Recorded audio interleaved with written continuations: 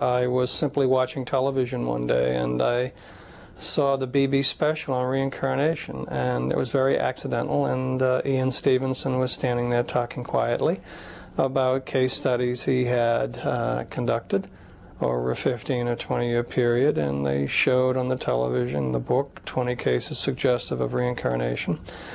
I thought that might be very interesting, so I went out and bought the book and I started reading the book.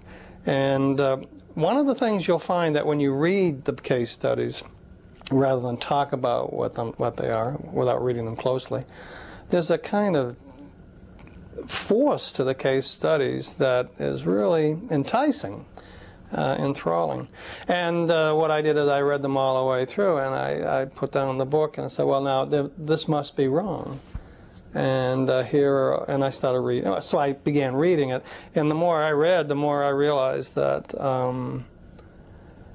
this was important, and it was good research, empirical research, and that it rendered it a scientific question, and that I couldn't think of any alternative explanation as plausible for the data as that some people reincarnate.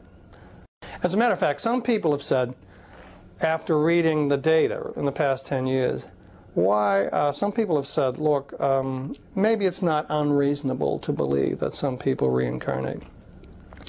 And Stevenson says that. It's certainly not unreasonable to believe, because this is the best fit on the data. My reaction is stronger. My claim was that, in the book, that it's irrational to disbelieve it.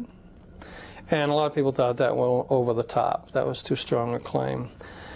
I meant it in a very simple way, that if you have a very commanding argument that you can't refute, not to accept the argument is to act irrationally. That's what I'm saying, that there's a very strong argument here that has not been refuted and cannot be refuted by my lights. Not cannot, but has not been refuted.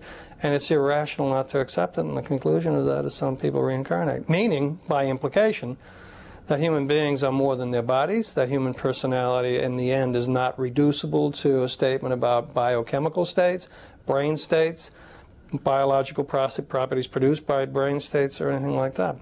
Well, what follows is that human personality, as we know it, cannot be adequately understood in terms of classical standard psychology, which works on a purely materialistic basis.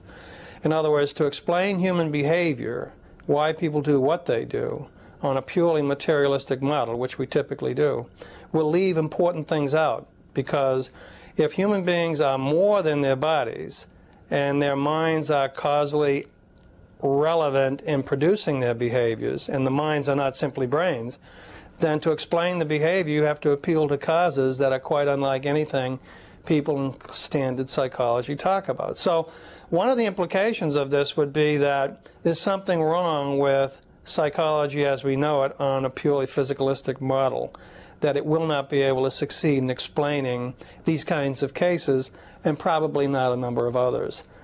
So, in other words, if this data is acceptable, it shows that our way of explaining human behavior has to break out of the existing paradigm. It also suggests that there's some incredible mysteries here about human nature that we can't begin to fathom. Stevenson is the prime mover of the data, because he's made it a research project for 30 or 40 years of examining children and seeing whether their claims to have to have reincarnated are actually substantial. His work is revolutionary in that he's the first one to take children seriously, asking, what would it take to show that what they're saying is true.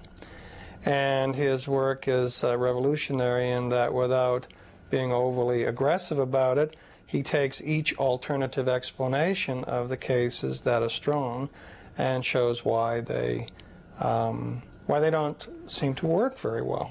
As for his integrity, he doesn't push the view on anybody, and as some people have said that, but he doesn't push the view on anybody, and I think he's incapable of the kind of lie, distortion, or manipulation of the data that others would submit to, because I think he's more interested in really finding out what it is, and he's careful enough to say that certain cases are bad cases, they're frauds, and so on. So I find him a person of great integrity.